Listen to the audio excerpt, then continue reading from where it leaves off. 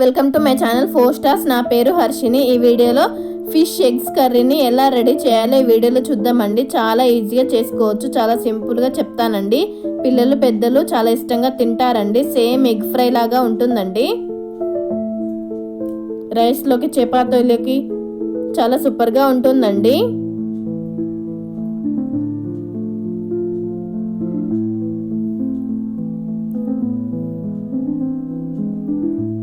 మనకి ఫిష్ ఎగ్లో vitamin B12, calcium, copper, zinc, vitamin B3, vitamin E, vitamin D, omega-3 fatty acids bad కొలెస్ట్రాల్ని improve చేస్తుందండి. మనకి fish ఎగ్లో చాలా మంచి హెల్త్ బెనిఫిట్స్ ఉన్నాయండి.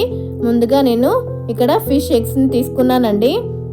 ఇలా మంచిగా వీడియోలో చూపిస్తున్నట్లుగా మంచిగా కడిగి తీసుకోవాలండి.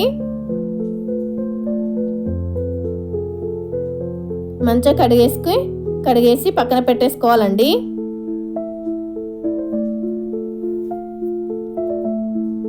ఇప్పుడు స్టవ్ పైన ఒక బాండి పెట్టేసుకోవాలండి. అందులో 2 టేబుల్ స్పూన్ ఆయిల్ వేసేసుకోవాలండి. ఆయిల్ హీట్ అయిన తర్వాత 4 పచ్చిమిర్చి, ఒక పెద్ద సైజు ఉల్లిగడ్డ వేసేసుకోవాలండి. వేసేసుకొని మంచిగా వేయించేసుకోవాలండి. మంచి గోల్డెన్ కలర్ వచ్చేంత వరకు వేయించేసుకోవాలి. మంచిగా వేయించుకున్న తర్వాత అందులో 1/2 టేబుల్ స్పూన్ పసుపు, 1 టేబుల్ స్పూన్ అల్లం వెల్లుల్లి పేస్ట్ వేసి సరే మంచిగా కలిపేసుకోవాలండి. అల్లం వెల్లుల్లి పేస్ట్ మంచి పచ్చివాసన పోయేంత వరకు ఒక 2 మినిట్స్ మంచిగా కలిపేసుకోవాలండి. కలిపేసుకున్న తర్వాత అందులో 1 టేబుల్ స్పూన్ ఉప్పు, 1 టేబుల్ స్పూన్ కారం వేసేసుకొని వీడియోలో చూపిస్తున్నట్లుగా ఈ విధంగా మంచిగా కలిపేసుకోవాలి.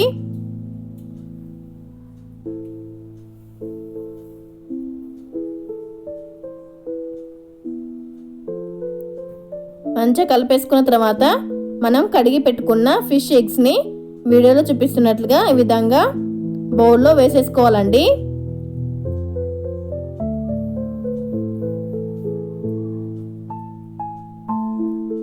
ఫిష్ ఎగ్స్ని వేసేసుకొని మూత పెట్టేసి ఒక 2 మినిట్స్ కుక్ చేసుకోవాలండి.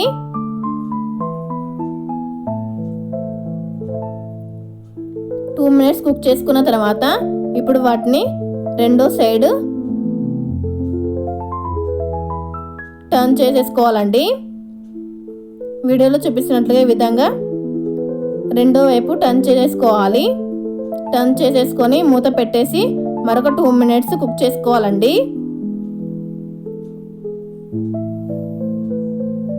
నార్మల్ ఎగ్ కర్రీ లాగానే త్వరగానే ఉడుకుతాయండి. 2 మినిట్స్ కుక్ చేసుకున్న తర్వాత వీడియోలో చూపిస్తున్నట్లుగా ఈ విధంగా మంచిగా స్మాష్ చేసుకోవాలండి.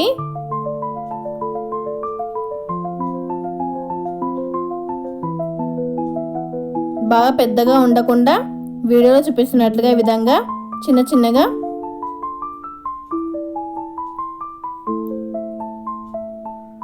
స్మాష్ చేసేసుకొని మూత పెట్టేసి మరొక 2 మినిట్స్ కుక్ చేసుకోవాలండి. కుక్ చేసుకున్న తర్వాత మనకి ఆయిల్ అనేది పైకి తేలుతుంది. పైకి తేలిన తర్వాత ఫైనల్గా 1 టేబుల్ స్పూన్ ధనియాల పొడి వేసేసుకోవాలండి. వేసేసుకొని ఒకసారి మంచిగా కలిపేసుకోవాలి.